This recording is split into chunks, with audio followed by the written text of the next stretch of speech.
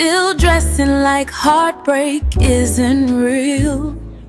Still talking like you're the reason it is. When hearts resist. When they were about to leave, Daisy handed the baby to the nanny. Amaka noticed a faint white stain on Daisy's dress. Amaka said, "Feet up alert." Daisy said, "Oh, okay, 2 seconds. Let me change upstairs." Daisy's phone buzzed on the couch after she left. Out of habit, Amaka glanced. A message preview flashed. The engagement set up already. She's going to love it. Amaka froze, her throat tightened, her heart dropped. She wasn't ready for this. Her fingers trembled as she grabbed her bag and rushed out of the house, slamming the door behind her. Daisy returned changed, excited. Daisy said, "Maka, you ready?" The nanny looked up nervously. She left in a hurry. Confused, David picked up her phone. The message was open. Her heart sank. Oh no. She called once, twice, straight to voicemail. Amaka boarded the first flight she could get to Port Harcourt. She booked a quiet room at a beachside hotel, turned her phone off, and stared at the waves for hours. The pain in her chest wasn't about Chuka. It was about her past, the fear of turning into a version of her mother who stayed in pain too long. She didn't want to lose herself in love. 2 days later, she finally texted Daisy. "I'm in Port Harcourt. I'm safe. Please don't tell him where I am." Daisy told Chuka immediately. He didn't hesitate. Within hours, Chuka was on his private jet, heart pounding in his chest, scanning the clouds, determined. By the evening, he arrived at her hotel. He found her room number, took a breath, knocked once. The door opened slowly. Amaka stood there, stunned, face bare, eyes wide, tension all over her body. Chuka's jaw clenched. His voice was low, thick with hurt. "You left me again," he said angrily, but his eyes, they pleaded. She parted her lips, her eyes glassy, her voice cracked. "I saw the message. I panicked," Amaka said, tears rolling down her cheeks, her hands trembling at her side. He stepped forward, emotion rising in his chest. "You knew I was going to propose. So what? You ran away without a word." "For 2 days, Amaka," Chuka said, voice breaking in the end, frustration barely held together. She wiped her cheek quietly, her heart pounding. "I love you. But why can't we just stay like this? Why do we need to get married? Why ruin it?" Amaka said with a soft voice, her eyes avoiding his. Chuka stared at her. "Because I want to choose you, publicly, permanently. You keep running because of your past, but I'm not your father, and you're not your mother," he said, stepping closer, voice low and certain now.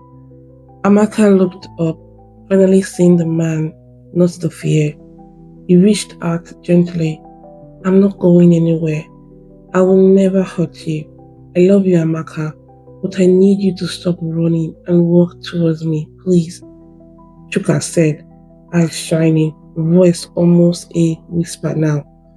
That was it. She broke, sobbing against his chest.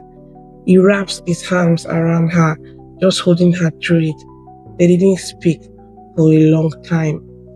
The next evening, on a candle-lit private terrace by the beach, Chuka knelt with trembling hands. The breeze played with Amaka's dress. The wave whispers in the background. Chuka knelt, hands trembling, ring was open. His voice was steady, but his eyes betrayed how much that moment meant. "You said you didn't want to be someone's wife, but all I've ever wanted is to be your husband," he said. His eyes locked on hers. Amaka covered her mouth. Tears slipped freely now, this time from joy. Her whole body trembled as she whispered, "Yes, yes, I'll marry you," she said, through her tears, laughing softly. Firework lit the skylight. He laughed harder as he put the ring on her shaking finger. But you still annoy me, Amaka said, grinning through her tears. Chuka pulled her close, kissing her hand. And you're stuck with me for life, he said, his smile wide, eyes soft.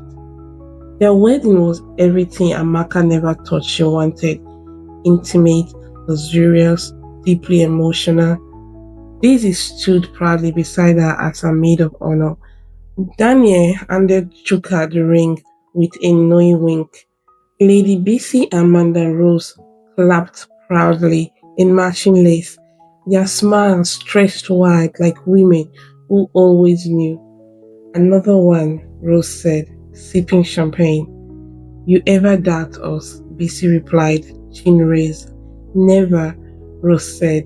They clicked their glasses again, and the girl who swore she'll never fall in love danced all night in her husband's arms. Lessons from the story. You can't build a future if you're still living in your past. Amaka's fear of love wasn't because she didn't feel it. It was because she had never healed from the pain she had witnessed growing up. She built walls not to protect her heart, but to avoid becoming a broken version of her mother. But love, real love, doesn't thrive in fear. The moment Amaka let go of her pain, of her past, she finally made room for the love she deserved, not the pain she feared. Love isn't about being perfect, it's about choosing each other anyway. Chuka and Amaka weren't ready when they met. They were messy, defensive, guarded, and scared. But love met them exactly where they were, not when they were perfect, but when they were willing to grow. Sometimes love doesn't knock softly. It kicks down the door, crashes through the wall, and demands to be felt. If this story made you feel anyway, laugh, cry, hope, hit the like, share it with someone who believes in love, and don't forget to subscribe for more heart deep stories like this one. Drop a comment. Have you ever been scared to fall in love? And don't miss how it all began. Watch When the Hearts Collide now and see how Daisy and Daniel's story opened the door for Amaka and Chukas.